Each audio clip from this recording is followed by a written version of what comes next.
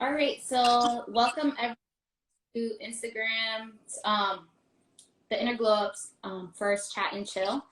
So we are hosting today with Erica Jane. She's a licensed marriage and family therapist in the state of New York. Hello, everyone. So today we're talking about triggers, communication in relation, boundaries, and a few other things like attachment styles. And if you guys have any questions during the conversation, you could feel free and send the question through. All right. Erica, do you want to just tell us a little bit about yourself? Yeah, I'm a marriage and family therapist. I've been doing it for around 4 or 5 years. And while I was in grad school, I was getting engaged and I was, like deep into my relationship and all the stuff that comes with like getting married and all the excitement. And so while I was in there, like clearly I was having disagreements and things like that and learning about like couples and the different theories around it. Like it really resonated with it. And I felt like so connected and learned so much about like myself and my relationship and my partner through that. And while I was there, because I was in that stage of my life, I really connected to the couples that I was working with and felt like that's the demographic and the population that I felt most connected to and wanted to work with. And so I carried over. And even though now I'm in slightly like a different stage because I'm a new mom, relationships and my marriage is still like a big part of my life and who I am. And so that's why I felt so connected to that work in terms of couples. And so I see basically what I do as a relationship therapist is being able to like guide and be a collaborator with the couples in terms of like deepening their understanding of each other, helping them to kind of understand where they're coming from themselves through their relationships and work through a lot of like their past interactions with like their families or other relationships that they don't realize that get carried through when they're in with their partner, even though this person is different. Like all of these different things that are coming up are from like other interactions or other relationships that they don't necessarily realize. So yeah, it's a lot about just like deepening the understanding, helping you to understand like your emotions and your partner through the work that we do together. I understand that. And what do you think stands out the most when you work with couples? Like, what gives you the most joy? I love having like those like lipo moments. So I love seeing when we're in the moment together and they're talking about like a fight that they had, which a lot of couples come in and that's what they're there for, right? Like to work through like their fights and like disagreements that come up. And at the time outside of sessions, like it'll be very heated or like really intense. But when they're in the room, I love being able to like bring down kind of like the walls that they have up and having them see each other like as people and human beings and kind of connecting them to what the disagreement was about. So let's say if they're arguing about the dishes, but really what they're arguing about is feeling like love, they're feeling considered, feeling like their partner cares about them. So I love when they're able to meet each other there and like see that from their partner and recognize like, oh, okay, like you were just doing this because you felt scared, or you were doing this because like you were having a hard time, and like having them connect with it. Like those are my favorite moments when I'm in like I'm in sessions with them. Yeah. And relationships are so much about communication, and people Yeah. really think that it's what people are doing, but it just stems from a bigger place. What are some communication strategies that help during sessions? Yeah. So communication, right? Like a lot of times when we're having fights with our partners, we don't realize that it seems like it's stemming from this small thing. And I'll use the dishes example again, when really it's not about that. It's more about like the way we're talking about it, the way that we're discussing it, like the meanings that we're attaching to these different things. So a lot of times when we're talking about ways or strategies to talk about like the communication and how to do it more effectively, the first thing I start with is being able to understand like, why am I feeling upset, right? Like asking yourself that, because often we'll be in these disagreements or these fights and we'll feel like the issue is like my partner, like it's their fault, they're not understanding me, like I'm fine. And so I like to have people take a step back and recognize like, what am I doing, like what am I bringing to the situation, why am I getting upset, what's really coming up for me. And in that, being able to slow down what's happening and ask yourself that question, you'll realize a lot of times that maybe your partner didn't really say it in the tone that that you're thinking up, or maybe they weren't really saying it with an attitude. And it's more so you're looking at it that way because of what's happened before, because, this other time that you guys fought, like he said that, and you're still taking that with you. So that's a big piece of like asking yourself and checking in with yourself and figuring out like, why am I really upset? Another thing is talking in a way where you're not blaming your partner. So that looks like being able to say, to use I statements, right? Like, so saying like, I feel this way, like I'm hurt by this, instead of saying like, you did this or you're doing that. Because when we do that, it creates an interaction between our partners where we're blaming them, right? Like we're accusing them of something, even though you don't really know that that's what they're doing. You're interpreting it that way and you're feeling that way. But if you're off the bat using you statements, it comes across like an attack, and that's not what you want. You don't want your partner. You want them to feel like safe and understand and apologize if that's the case. So by doing that, you have to make it about you and what's happening for you. Another piece of it is hold on, I'm looking at my notes. Yeah, to validate and like listening to your partner, right? Like, so when we are in disagreements, a lot of times, like we're so heightened that we usually listen to respond. We're listening to react. We're listening to make a better point. And we're not listening to understand. We're not listening to try and, meet our partner where they're at, or to be in a space where it feels like we're safe and we can discuss this and we can find resolve. So a big piece of it is being able to listen to understand, right? So that looks like sitting back, absorbing it, checking in with yourself about like why, if you get upset, noting it, understanding where that's coming from, but really being able to be open-minded in terms of like, what are they trying to tell me? What are they feeling? Like, what is it that they want me to understand? And through that, if you're listening in that way, it's a lot easier to validate them, right? Like it's easier to say, wow, like I understand where you're coming from, or like, wow, like I didn't know that that's how you were feeling about the situation. And so validation is another piece where it's a huge part when you're disagreeing. If in the conversation and the fight and communicating, it's just like attacking and points back and forth, and there's no sense of empathy or no part of like validation, it's going to make it really, really hard for each of you to feel heard, for you to want to, come across as though you're hearing the other person, because you're not feeling safe. It's not creating trust if there's no validation between the two of you. And the last thing that I kind of talk about that sometimes couples feel like weird about is taking breaks. Like taking breaks, if you guys are arguing and things are getting heated and for some reason we just can't meet each other there, like take a step back, take breaks. And in those breaks, what's going to happen is you're going to it's not like you're just going to like separate and be fuming and mad at each other. What you're doing is like thinking about how can you have done that better? What things can you do when you reconvene? Like, what is it that you feel like your partner was trying to tell you? What parts are making you upset? And in those breaks, they're timed, right? Like, so it's not like it's indefinite that you guys are just going to separate and not come back. You're telling yourselves like, we're going to take these 5 to 10 minutes, we're going to separate, and then we're going to come back. And what you're doing also in that time apart is regulating. So like calming down, like being more level-headed. Because oftentimes what happens with disagreements and why things get escalated is because we're getting upset. Like we're getting mad, we're getting upset. And that makes it hard for us to be in tune and to calm down and to be able to talk through things. Because the anger is like kind of clouding like where you're coming from, and you're not able to verbalize what you're actually wanting to say or what you're feeling. Mm-hmm. And you say like 5 to 10 minutes, but what if the discussion is so heated you need more time? What is, on your perspective, the longest length of time that is appropriate that doesn't squash everything? Yeah, I think I guess it depends on like the couple, but I've seen people like, they don't necessarily take a break, a formal break, but like they'll say like we can't do this, and they'll kind of separate, and it'll last like days. But then what ends up happening, because it's days, that they'll come back to it and kind of like forget why they were upset or forget what the disagreement was about and just like brush it under the rug and then start talking again.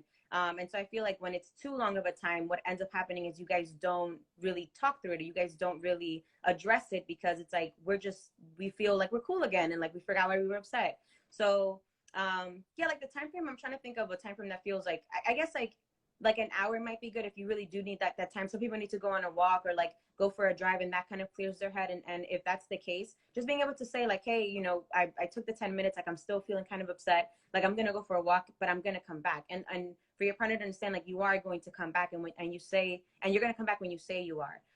So I would say like an hour is a pretty good time. But like if it goes on too long, I think that it can make it difficult to kind of come back and talk about it. Sometimes you can, let's say if it's been days, but it's a little different when it feels like, well, we're kind of fine now. We don't even remember why we were upset. And so it makes it hard to talk about it when it's been too long of a time. I understand. You stated on one of your Instagram posts, and this is one of my favorite things you've said, is you're so used to chaos that when things are calm, you feel like something.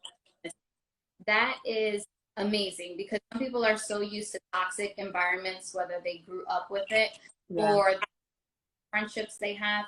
A lot of people can self-sabotage. Mm-hmm. So when you have somebody that's used to not chaotic environment and the other partner chaotic environment, what tools do you give to be the balance things? So in terms of like if one person is used to like a lot of chaos and a lot of just like I guess like things being unstable and but the other person isn't, but like they have a stable environment, like how to have them integrate and kind of like work together in that way.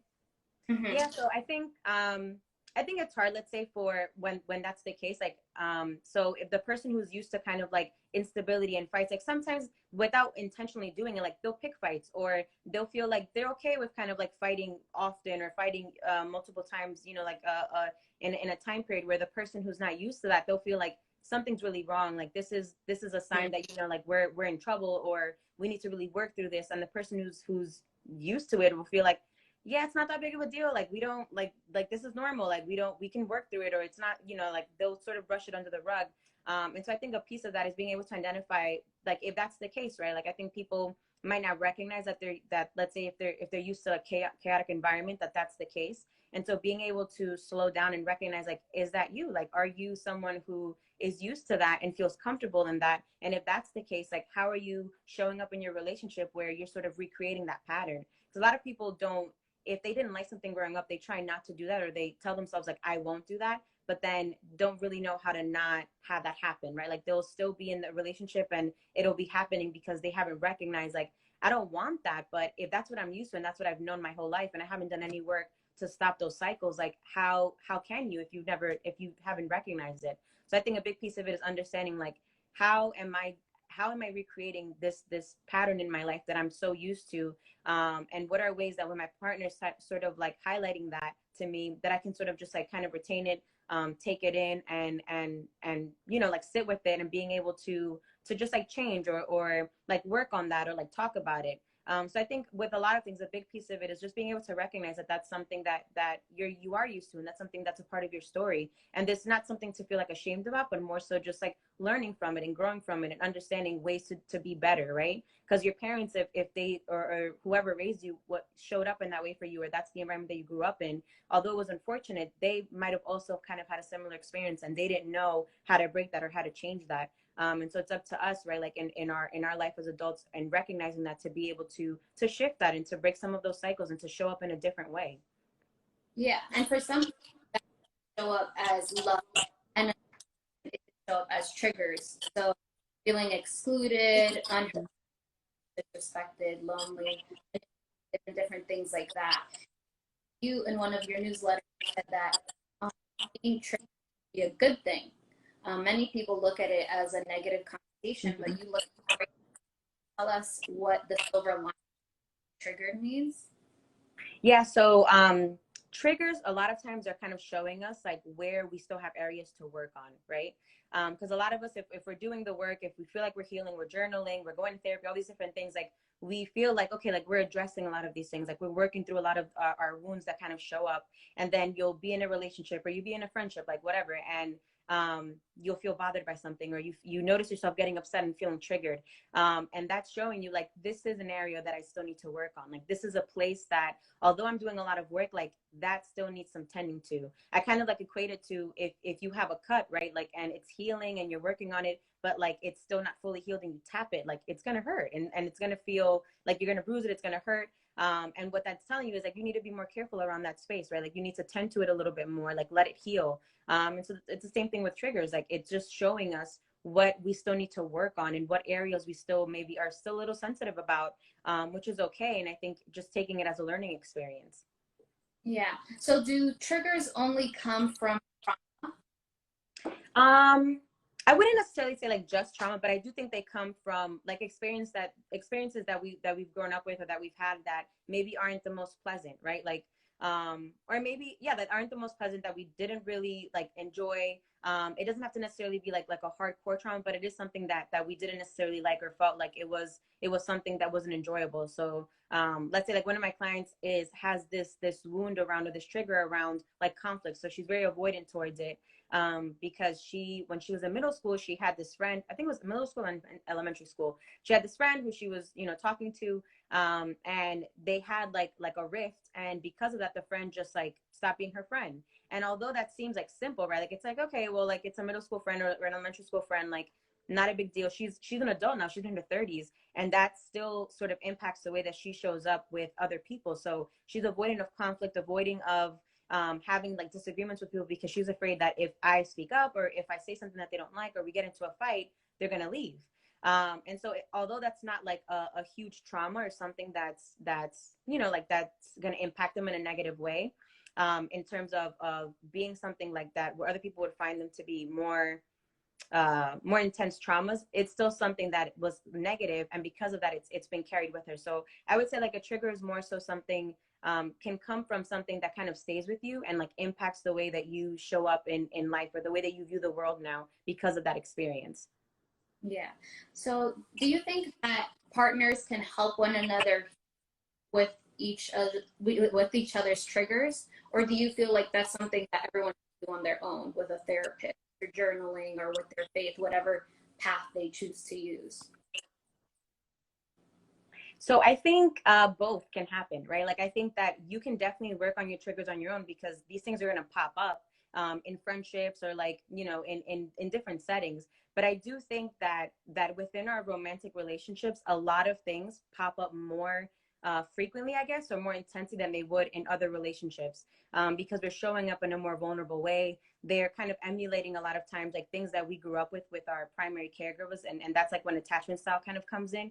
And so because of that, I feel like you can sort of work through a lot of your triggers in an easier, or in a more effective way within your relationships, because your partner is bringing up a lot of them, or a lot of those things are going to come up within your romantic relationship in a way that they can still come up in other relationships, but just not all the time, or not as effectively, because with your friendships, they're different. Like if they cancel on you, like, okay, it's fine. You're not always going to be upset unless it becomes a pattern. But with your partner, there's more meaning attached to it, right? Like it goes with our idea of like love and being accepted, and being close to someone. And so your triggers show up a lot more frequently within your romantic relationship. So I think that you can definitely do both and work on them with or without a partner. But I think that a lot of times it's more of them will come up within a romantic relationship. So it sort of forces you to work on them in a way that in other areas or by yourself, it you'll still get to it, but just maybe a little longer. Right.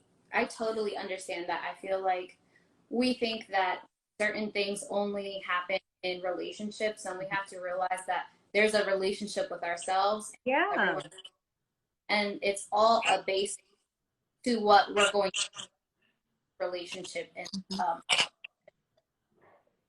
so you previously just attachment set.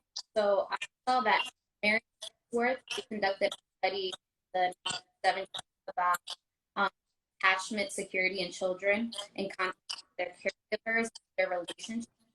And there's a few attachment styles. So I saw that there's secure, anxious. Hmm.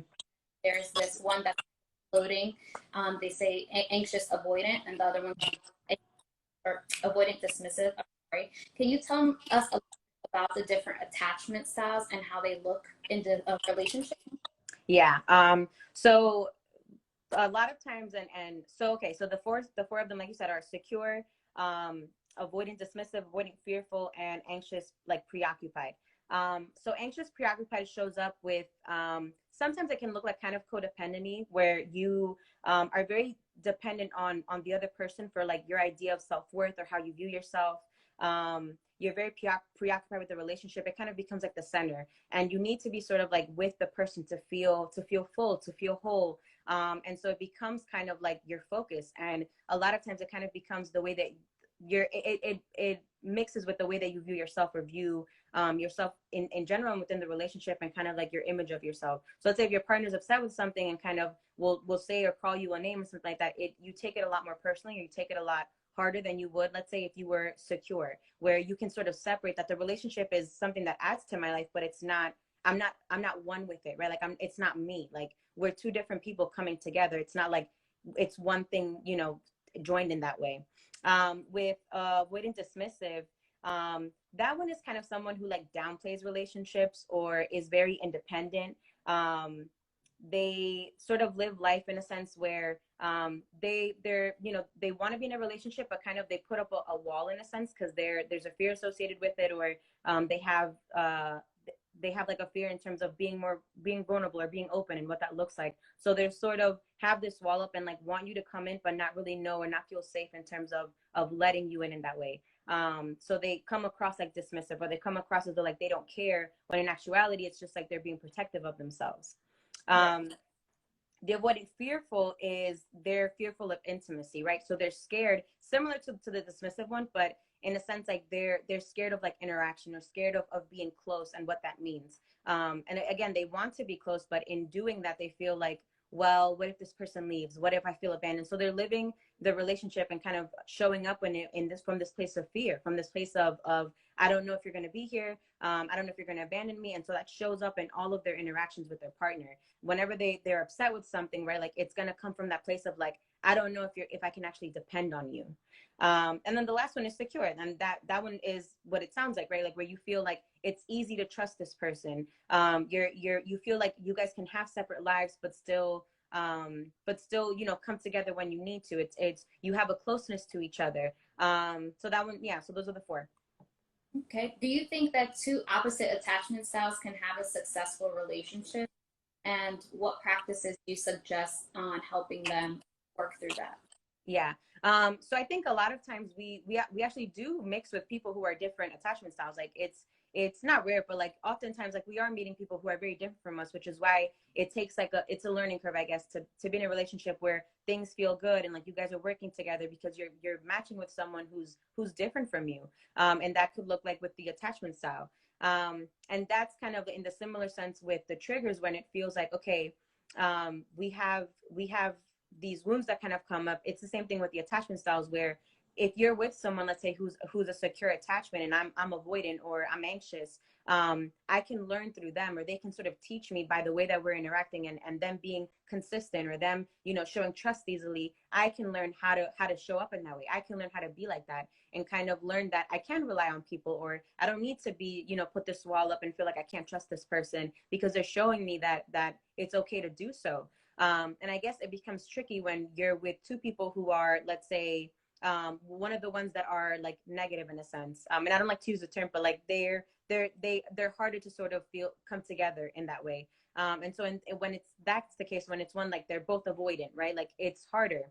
They might understand each other in senses when they're in the disagreement and they both kind of want to go their own way. But if that continues for too long and they don't find new ways of interacting or new ways of coming together, it can be hurtful. Like it can sort of drive a wedge between the two of them, if they don't work towards becoming more secure within themselves in the relationship. Okay.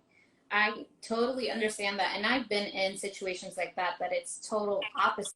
So do you feel like there are tools out there to help us grow within our attachment style and become another attachment style? So I think, yeah, like I don't believe that they're permanent, right? Like I think that they definitely stem from, and they might feel permanent because we're so used to them. And they stem from like childhood and the way that that's where they come from, like our primary caregivers, the way that they related to us and the way that we attached to them at that time. It carries, through with us through adulthood.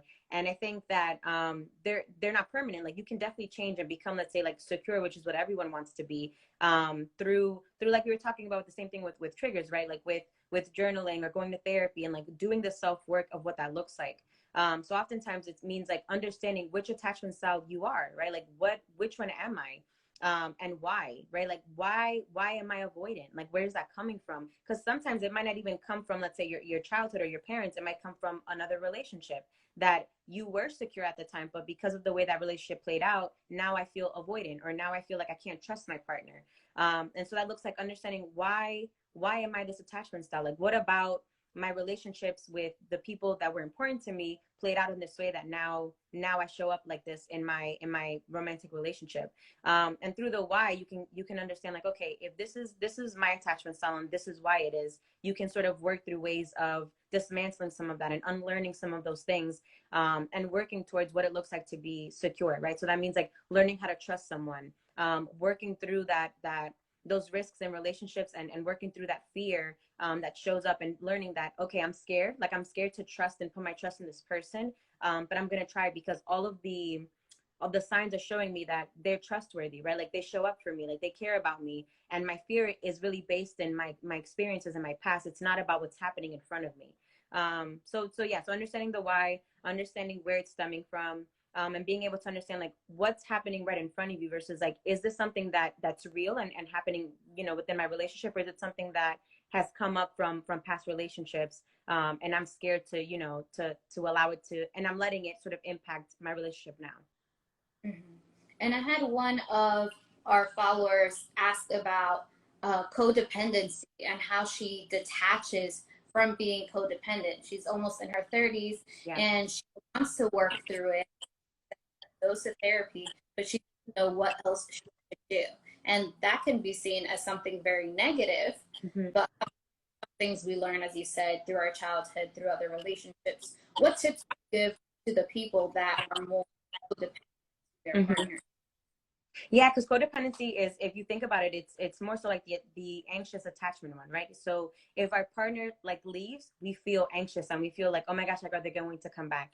And so through that, with codependency, like that one's hard, I feel like, because there's like like a valid feeling attached to it. Like we don't want our partner to leave, but we feel scared that they're going to move through that. And I think a piece of that is being able to understand that, okay, if whatever the anxiousness that's coming up, like you are able to address that and calm yourself down without needing your partner. And I think it's being able to understand that you have all the things that you're looking for, all the tools that you're looking for, that you're trying to find the validation in those things through your partner, they're already in you, right? Like you can address some of those things on your own, because that's what codependency is, where we feel like we need our partner to give us value, to feel like we're full with them, to feel like we're a person with them. And so moving through that and understanding, like, maybe it looks like going to the park by yourself without your partner, doing a solo trip, like to travel without them, because that's something that's scary and you've never done before, being alone. But you learn so much about yourself. You're able to sort of detach and prove to yourself that you can rely on yourself without needing to rely on someone else. So it looks like kind of exposing yourself to these different things that feel scary, that feel like you can't do alone. And through those experiences and finding them to be positive, you recognize and learn, like, I can trust myself. I can trust myself. I can value myself. And finding those aspects of yourself that you deny, or you don't give importance because your self-esteem is attached through another person. Right. And through codependency and all these attachment styles, what comes up is a big bad word in relationships, and that's boundaries. People don't like to talk about boundaries and relationship. They think you're in a relationship, you have no boundaries. So there's many boundaries. So times, physical, personal, and it could be very uncomfortable and take time to set them and also maintain them. And it's really the person's responsibility to keep them. So I believe that boundaries are a form of self-love and self-care. And I know that you talk about boundaries in relationships. I would love to hear what you give clients as some ground rules for boundaries, because it's a very blurred line, whether and then in marriage, because people think in marriage that there's no boundaries. You are it. Yeah, so boundaries is tough, I think, because a lot of people sort of, like you're saying, they look at it like it's a bad word, or they see it as though if I set this boundary, or I prioritize myself, that's what I see it as. A boundary is you putting yourself first, in a sense, or putting your well-being first. A lot of people then see it as, I'm being selfish, right? Like, will this person stay if I show up in that way? And so I think being able to kind of break down like what those fears are in establishing these boundaries, like, why am I scared to say that you can't, call me after 9? Like, why am I scared to say that I don't want to go to this event with you? What is attached to that? Like, what is the fear that you feel like is going to happen in being able to put your foot down in that way? And a lot of times it's this fear that if I do this, this other person is going to leave me. This other person isn't going to want to be around me. I'm going to be looked at as someone who's, you know, a nagger, or all these different like labels that we put on ourselves. And so being able to break down those stories that we're telling ourselves and understand that in doing that, you're not doing that, right? Like you're not going to be labeled in this way. If that person leaves, it's not because you aren't worthy of that presence. It's more so because they aren't able to give you what you need, and maybe that's okay. Like it's okay if a person walks out of your life because they chose to do that, right? Like putting yourself first is important. And I think a lot of people have, especially women, we feel like we're not supposed to put ourselves first. We're not supposed to think of ourselves in that way. Like we're always the ones giving, putting our partners first, putting our children first, and in that we start to feel drained, overwhelmed, just like really depleted and not taking care of ourselves. And so I think being able to assess that within your relationships, like, is this relationship serving me? Is it bringing me joy? Am I leaving it feeling full? Am I leaving it feeling more like myself, feeling like it's exposing my true self to me? And if those things don't come up and you don't feel any of that, that's a sign that like either I need to reevaluate the relationship, I need to set certain boundaries, we need to have a talk. And it's kind of established like the relationship that you have around you need to sort of support the life and person that you want to be. And so that means being able to set boundaries, being able to say when something's not okay for you, being able to prioritize and advocate for yourself, even if it's scary. And I feel like sometimes boundaries can come off very negative. People address it like, no, I'm not doing this. Yeah. What are some healthy ways to address it? Like if you're telling someone or your partner, hey, like I don't want to do this. What are some tips on tones and different things Mhm. that way so it doesn't come off as scary or an attack? Yeah, I think like in kind of going back to the way to communicate and kind of strategies to do that, it's the same, some of the same things, right? Like so being able to say like why am I putting this boundaries for this person? Being able to talk about it by saying like and really like explain like this isn't about this other person. Like it's not about, because sometimes your partner is doing something and they might not recognize like this is hurtful to you, or this is something that's draining you, or you don't have the capacity to be this person for me right now. And so being able to talk about it in a way where it's like, it's not you necessarily, right? Like this isn't a you thing. It's more so, I need this for me, right? Like I need you to ask me before you start just like dumping on me. I need you to do the dishes for me when I'm working late because I just can't do that. Like it's these different things, and being able to talk about it in a way where you're voicing it and you're saying like, this is what I need for me to feel valued. I need this to feel full. I need this to feel like my best self. And I need this for our relationship to feel more connected. And so a lot of times I find that if you sort of take away the blame and take away the accusations from your partner, instead of saying like, you are doing this and you know, I'm feeling really drained by you, and you know, like you're just like really always nagging me, it creates like a space of like feeling like aggression. It feels like we can't really talk about things. It becomes like the space where it doesn't feel safe anymore, right? Like when the whole thing and the whole point of it is like, I just need this, right? Like this is important to me, and that's all you need to say. Like and that's what boundaries are about. It's like, this is just what's important to me. I need this to feel good. I need this to, because this is me prioritizing myself. So I think kind of using the same things that we talked about in the communication strategies. And I have a blog post on how to argue effectively, which is uses the same sort of points, which is validating, listening, using I statements, asking yourself, why is this important to me? And just keeping it about where you're coming from with it, instead of putting it on the other person or blaming them for this.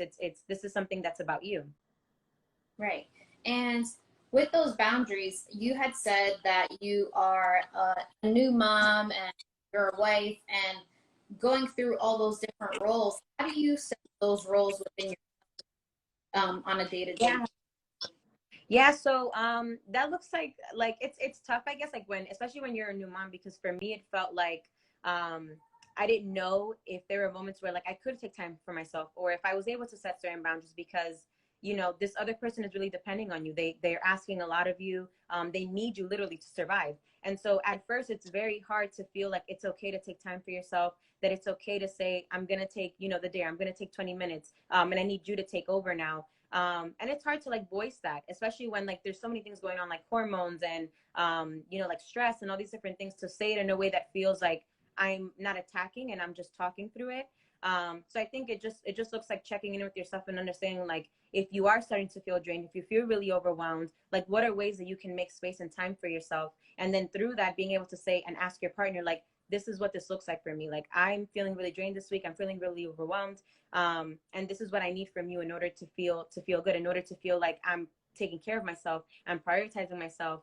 So like with everything else, like we talked about, that it looks like understanding what is it that you need, what is it that's coming up for you, why are you feeling so overwhelmed, creating a strategy or a plan in terms of like, this is the way that I'm going to make time for myself, and then letting your partner know, like, this is what I'm going to do this week and I need you to sort of support me through that, and this is the way to do that.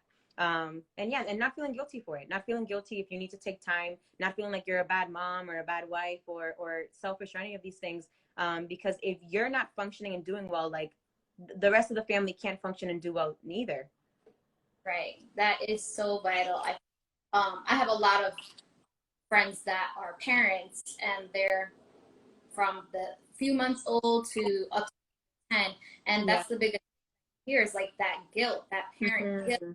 There's like the mom or dad. It's like, I want to do this, but, and I remind them, like, you are your own person. If you're not Yeah. functioning as your own well being, you're just giving whatever's left over to your Yeah. spouse. And that's not fair for anyone because who Yeah. deserves you? I think there's self-care time, and whether you're in a relationship or not, you have to prioritize it. Yeah. We will be we are recording this, so we will be sharing it with you guys. I just saw a comment, so thank you for saying that. We're going to be wrapping up soon, so if anyone wants to post any questions that you may have for Erica, this is the time. And while you guys get your questions together, Erica, is there anything else that you would like to add, certain tips, or what else you provide for your services that you want to tell the audience? Yeah, I guess like in terms of my services, like I'm based in New York, like you mentioned. I work with couples, and a lot of people don't realize that I also work with individuals. So that's people who are suffering with like or going through like bouts of like wanting to have self-esteem, like the people pleasing, which is something that I also went through, right? Like feeling like you feel uncomfortable with saying no, or feel uncomfortable with choosing yourself. And so you fall into this place of like people pleasing and just saying yes, even though it's really hurting you or you don't feel good about it. So I also work with individuals who kind of suffer from that, from self-doubt, from like feeling like they can choose themselves or value themselves. But my work primarily with individuals is, or couples, it's helping couples like really deepen their connection, feel closer to each other, talking about like their emotions and connecting through that. Because a lot of times we feel like if we've known each other for a long time and we've been together for a long time, like we do know each other, not realizing that as you are growing within the relationship, like you guys are changing, and you might have known this person like 10 years ago, but they're different now, right? Like, and you're different now. And so kind of doing check-ins with each other, I think is important in terms of like couples and relationships, being able to say like, where are we right now? Like, what is it that you need from me? What is it that I need from you? Like, what are things that we've enjoyed about this week with each other? And kind of things like that. And finding ways to make time for each other too, right? Like whether that looks like date night or just having a talk or like watching a movie, like things that help you feel connected to each other, and understanding what helps you to feel loved and connected. That can be like your love language, which, you know, it's different for different people, but like understanding what about our relationship makes me feel like loved and connected. And I found that even though, let's say, we have different love languages, I think that it's also important to know your partners, because not only to show them love, but to understand, like, they might not be, let's say, for me, it's words of affirmation. So they might not be like complimenting me or saying sweet things to me, but if his is acts of service, right? Like, is he taking out the trash? Like, is he putting, you know, gas in the car? Like, is he bringing you like flowers? Like different things where it feels like even though I'm not feeling it in the way that I like he's showing me that he cares about me in his own way, because that comes more natural to him. Like, he's not thinking about it. That's just the way he shows love. So I think in understanding that part of it in yourself, it just helps you to sort of show up better in the relationship when you're able to understand yourself, understand your partner. So that's a lot of the work of what I do, is helping you and helping each of you, between the both of you, just understand each other and understand yourselves. Yeah. There's two questions we have. So one is, how can I help someone with a relationship? So that's hard, right? Because I think a lot of times people might understand because you don't want to be like the bearer of bad news. You don't want to be like in the middle of it, and so it's hard. Like, how do you involve yourself sometimes? And I found that if it's something where it feels like this is like dangerous, right? Like, and feels like okay, it's past toxic, and now it's something that's dangerous. That clearly you take a different precaution and a different route, and you kind of will like make it clear to them like you're not safe, right? Like I don't feel like this is something that you should be in because like there's DV or abuse in that sense. But if it's just sort of like a toxic relationship where it feels like they're not taking care of each other or they're being like verbally abusive and that sort of thing, unless I found that unless the couple or the person is telling you like and asking you explicitly for your advice, it can be really hard to kind of like drag them out of it or help them understand like there's only so much you can do in terms of that, right? Like if they come to and you guys are talking through it, you can tell them when you think that like hey, like I don't think that that's safe, or I don't think that that's something that you should be tolerating. But if they take that and they're not really able to apply it or really able to kind of change what's happening, it's hard because then what can you do? Like you can't force them to break up with this person. So you kind of just have to in that sense, I've seen like the person was sort of just set a boundary. Like if you're not able to really like take I guess like take the advice that I'm giving you or kind of like apply it. Like it feels really hurtful to me to hear you talk about this person who I don't feel like is valuing you or who I don't feel like is showing up for you or being a good partner. And it's hard for me to hear that because I love you and you're my friend. So I don't think that I can really be this person for you, that I can listen to you talk about these things if I'm continually hearing these hurtful things. So I think kind of setting the boundary and letting them know, and maybe in that way they'll realize like, wow, maybe this is more serious than I thought, or maybe this is something that needs to change because if my friends aren't able to be there for me because they feel like it's too hurtful for them, then maybe I'll kind of have them think about it in a different way. Right. I definitely understand. And I've been on that other end. You don't want to lose your friend, but you also don't want to Yeah. lose your friend physically. Like you see it going down such a toxic road, and it's Yeah. like, call the cops. Do you want to get out? Because some Yeah. people know the way to get out, and it's kind of like Mm-hmm. giving them, I'm giving you a helping Yeah. hand Yeah. and giving them tools like, hey, do you want to hang out just you and I?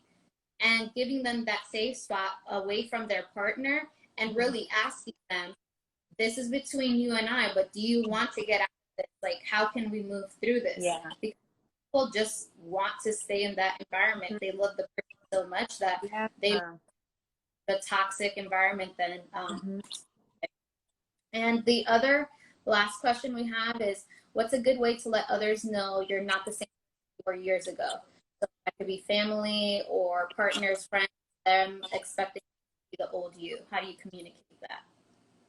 So with that, a lot of times like they won't necessarily like receive it unless you start showing through behaviors, right? Like and talking about boundaries, that looks like sometimes like setting boundaries, right? Like so if before, let's say like you used to do certain things that now you're just like, I'm not into that or I don't do that anymore. That looks like setting that boundary and telling them like I'm not doing that anymore. Like I don't show up in that way, right? Like that doesn't serve me anymore. And so a lot of times I feel like, especially with like family, it's hard for them to really grasp that you're different or that this isn't that you're not the old you anymore because like in a sense they want to have you in that way, right? Because for them like that's who they know you as, that's who they connected to, that's who they related to. And so that looks like being able to through your actions show them like okay, I'm not the same person, right? Like I don't do the same things. It doesn't serve me anymore. And through those actions, they'll through time, whether it's for the relationship's betterment or not, they'll be able to recognize like, okay, like I can't invite this person to these things anymore. I can't like say these things around her anymore. I can't talk about like these different topics or bring around this person around her anymore because that's not something that she's going to tolerate anymore. And you're going to see that through the way that the person is behaving or the way that I'm behaving. Being able to show you that like yes, like I'm different, I don't do the same things, and that a lot of times it has to be like through the way that you're acting or the boundaries that you're setting or the ways and the behaviors that you're showing when you're around them.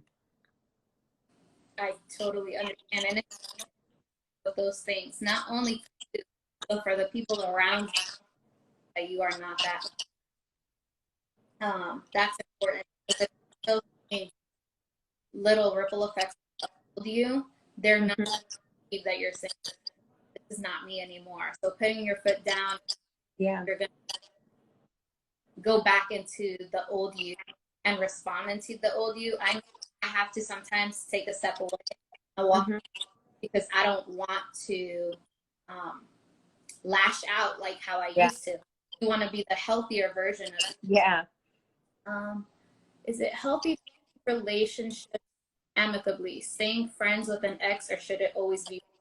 I wouldn't say that it should always be like black and erase, because sometimes like you guys ended things because let's say like you guys grew apart, but you still care about the person. You guys are still friends. It's not like they did something where you felt like I can't have you in my life anymore. So in those situations, like I think that it is possible to be amicable, but I think sometimes it's hard to do that in the beginning when there's still like things feel muddled, right? Like the boundaries aren't clear because we just were together romantically, and all of what that brought. And so if we jump straight to being friends right after the breakup, it can be confusing in terms of like, what does that look like, right? Because if you guys still are kind of set in this mindset of like, well, we're together, we've been together, people when they see you guys will expect you to be together. So I think sometimes there needs to be not saying that you can't have them as a friend, but like sort of a break in terms of, or boundaries need to be clear as to what that looks like. So whether that means, you know, we talk only a certain amount of times, or we hang out, you know, only in these sort of settings and group settings, to kind of make it clear that like we're friends, and as friends, this is what our relationship now looks like.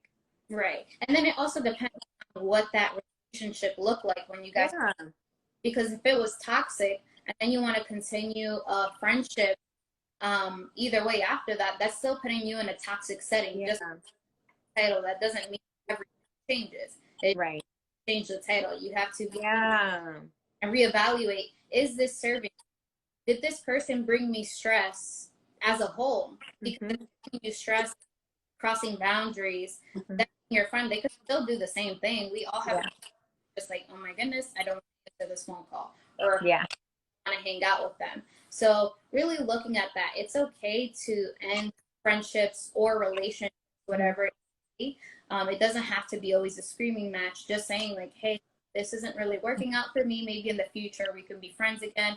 But right now I need to reevaluate and detach the emotion or whatever I have. Yeah. All right. And is there anything else you'd like to add, Erica, before we give everyone your connection stuff? I think that's it. Yeah, I feel like I covered everything, and I thank you guys like for all the questions. Yeah, and you, Stephanie, for doing this and like for inviting me. No, thank you. I had a lot of fun. This was great. I really hope that everyone that tunes in or will see the Mm-hmm. that causes a effect not only within you, but the people around you and in your relationships. If you connect with Erica, offer online counseling sessions, you can connect with her on connectioncounselingny.com, and that's her Instagram handle, Connection Counseling. And then mine is the Inner Glow Up org for my website, or the Inner as my Instagram handle. So thank you so much, everyone. Thank you, Erica, for your time. Love you so much. Love you And guys too. for this. Yeah. Bye, Right, everybody. Bye.